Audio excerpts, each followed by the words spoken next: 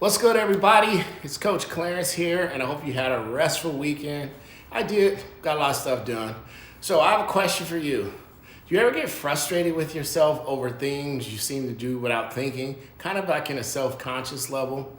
Like maybe you find yourself knee-deep in a snack bag when you find yourself upset, even if normally you're committed to your health goals.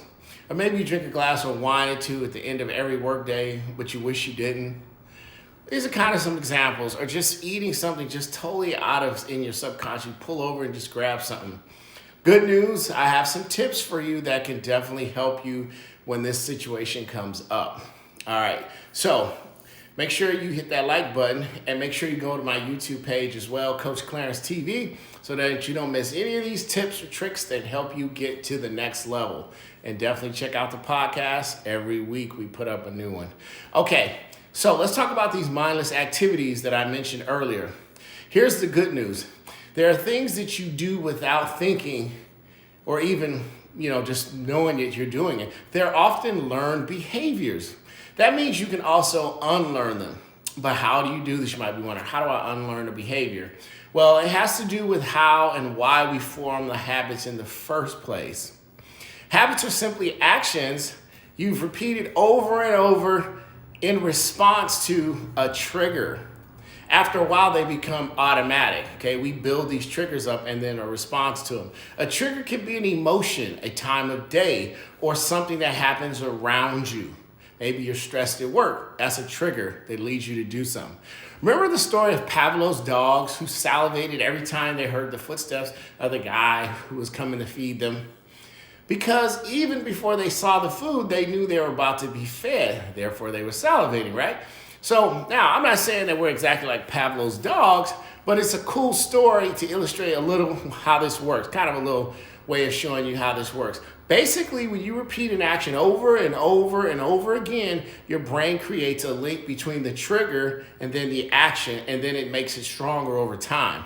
Technically, what the brain is doing is something creating a pathway. Instead, that itself automatically tells you what to do next. So the brain creates this pattern when it's triggered, and then you automatically do that thing next. Then it rewards itself with kind of a feel-good hormone. Right after you eat that snack food, for example, you feel good.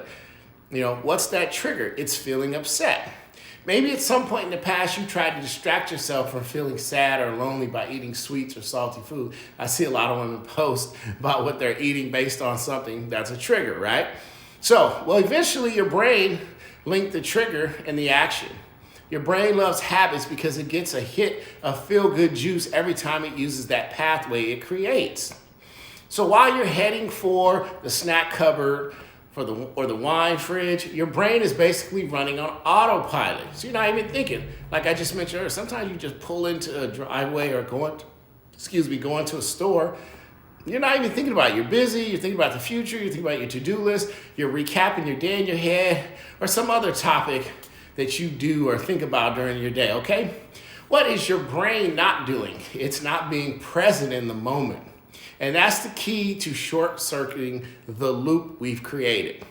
When you notice yourself on autopilot and engaging in a habit you want to quit, it's time to be present. Ask yourself, why am I reaching for these chips or wine or drink or whatever, somebody's phone number? That's a trigger, right? And there's a remorseful response to that. This interruption forces your brain to be mindful, present, and engaged. So the next time you're reaching for that junk food or a wine bottle you really don't want or need, stop and ask yourself, why am I doing that? Why am I calling this person? Why am I reacting the way I'm reacting? Then replace that action with something you do that you want to become a habit. It's simple. Go for a walk, do a breathing exercise, make a different choice. Don't call that person. What habits are you trying to break? It's a good question for yourself. What habits are you trying to create for yourself? Let me know in the comments below, if you will, and let's keep growing and learning together.